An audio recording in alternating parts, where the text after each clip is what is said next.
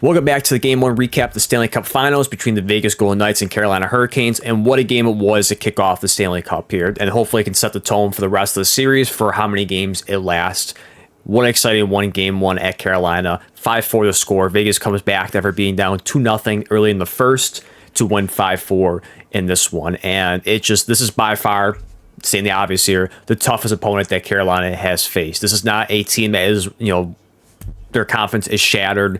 It's a team you can easily pull away from and win pretty convincingly. This is a team that has shown you in the Western Conference, especially in the Western Conference Finals, the resilience that they play with.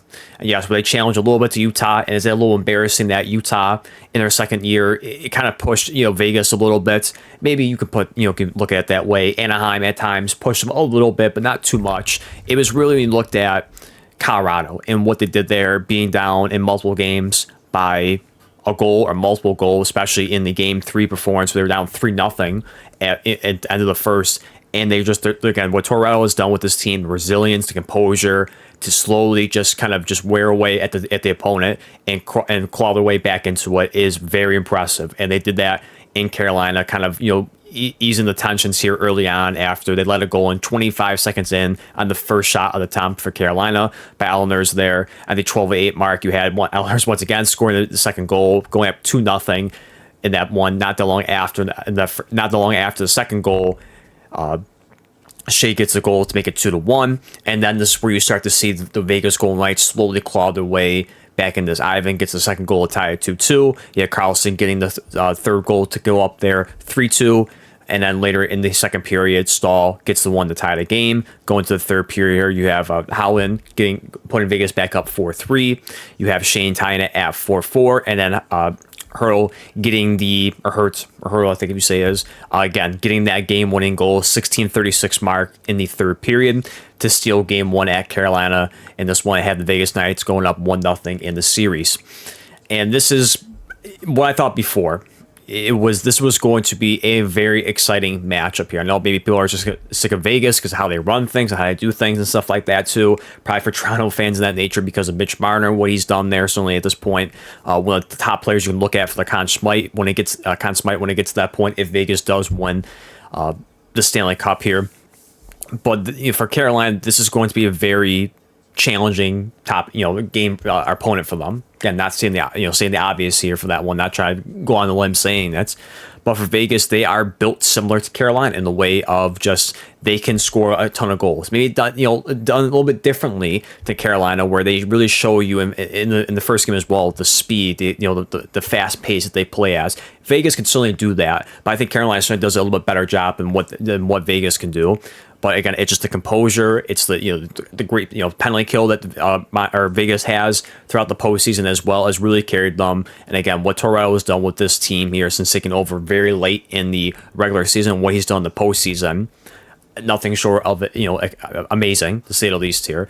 Look at the team stats; everything is pretty on par with it. Shots 27-23 for Carolina, hits 35. I should say on par with everything. Hits 35-26 to Vegas. Penalty minutes 6-4. Face-offs, it's almost as close as you can get to 50-50 in this one here. A slight edge to Vegas here, 50.8 to 49.2 in that one.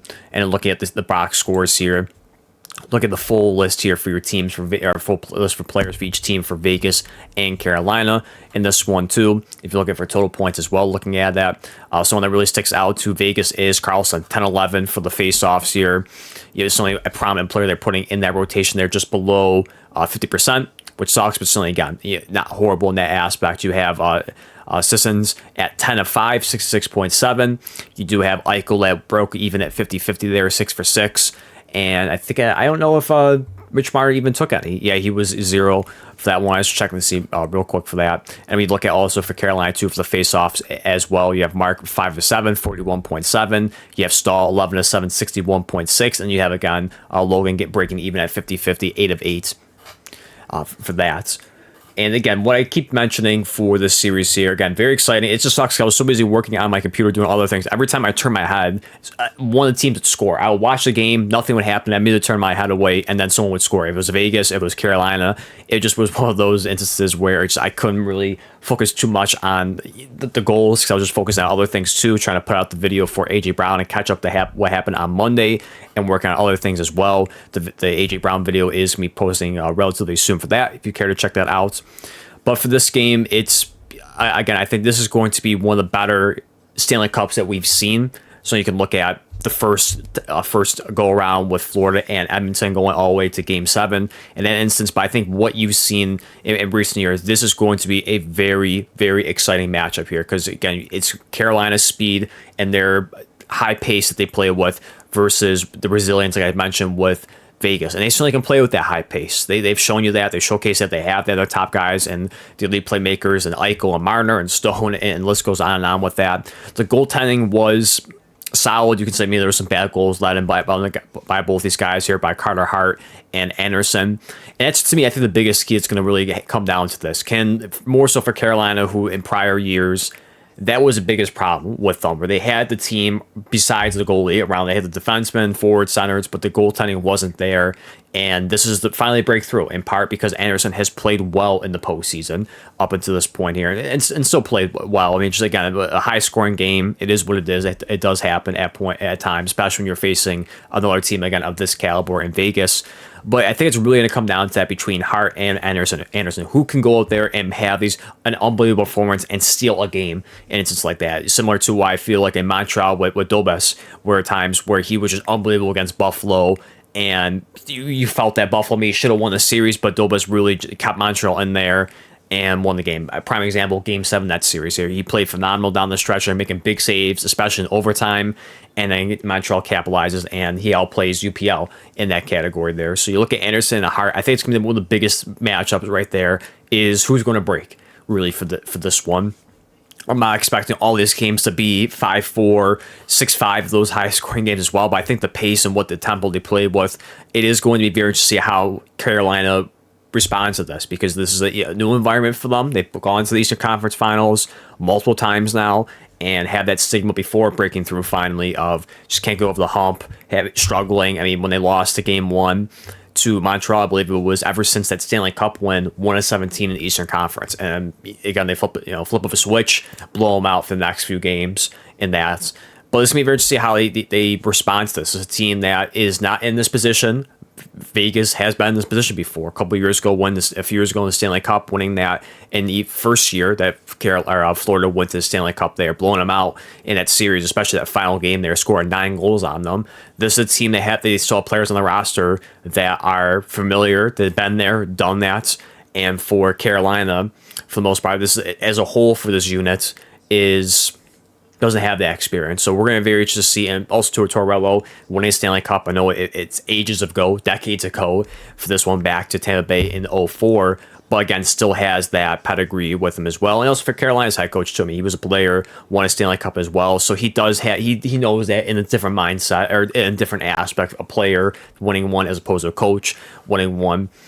But it's going to be very interesting to see with this. I mean, I tweeted out I couldn't get it off in time for the game, but I did put out the NBA and NHL predictions for the series here, and I did have Vegas in 6. I think that experience and their resilience of what Terrell has done, I think will carry them through and ease the waves at times, the relentless waves that Carolina does throw at you that stifle, especially Montreal in the Eastern Conference Finals. It just felt like they were completely well over in the heads for Montreal and just weren't even in the same atmosphere, going against Carolina in that playoff series.